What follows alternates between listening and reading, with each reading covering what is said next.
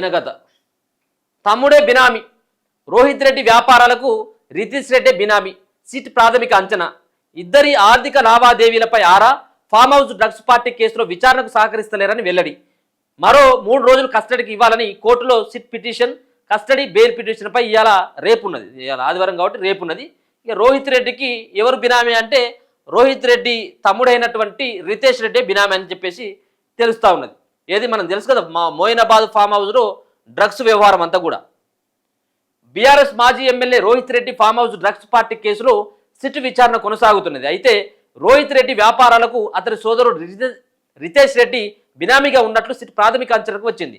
ఈ మేరకు రోహిత్ రెడ్డి రితేష్కు సంబంధించిన ఆర్థిక లావాదేవీలపై ఆరా తీస్తున్నది. ప్రధానంగా ఫామ్ హౌస్లోని డ్రగ్స్ సరఫరాతో పాటు కేసులో నిందితుల ఆర్థిక లావాదేవీలపై సిట్ దృష్టి సారించింది. అయితే కాల్పులు జరిపినటువంటి నమిత్ శర్మ పూర్తి వివరాలతో పాటు గన్ లైసెన్స్ గురించి నిందితులు వెల్లడించడం లేదని తెలిసింది.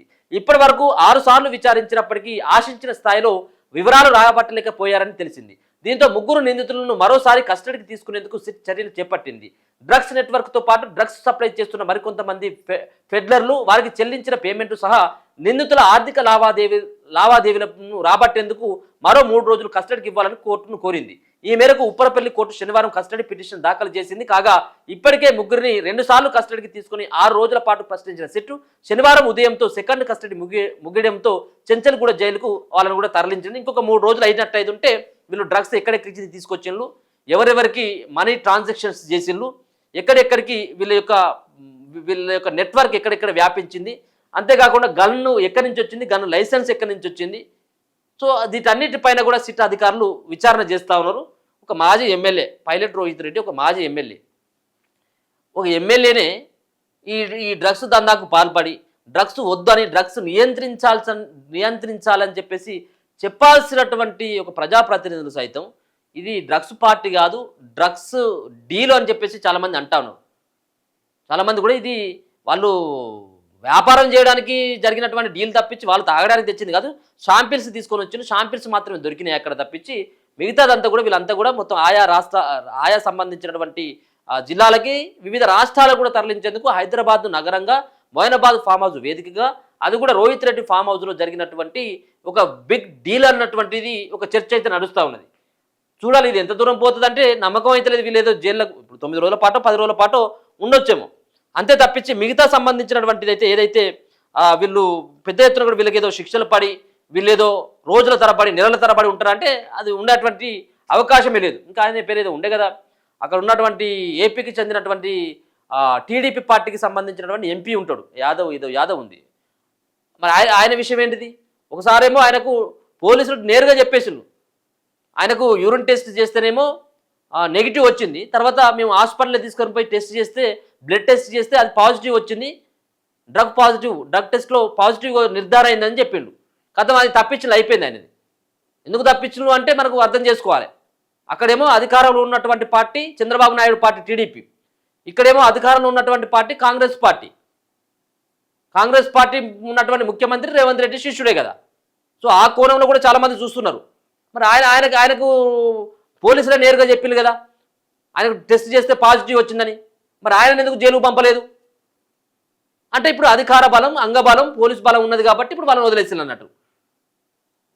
అంటే చట్టాలు అధికారంలో ఉన్నటువంటి వాళ్ళకు చుట్టాలుగానే ఉంటాయి. ఎప్పుడైనా వాళ్ళని తప్పేయడం ఏంటి? వీళ్ళు చేసిన ఖచ్చితంగా పోవాల్సింది. ఇటువంటి దుర్మార్గం పనులు చేసినటువంటి దుర్మార్గులంతా కూడా జైల్లో ఉండాల్సిందే.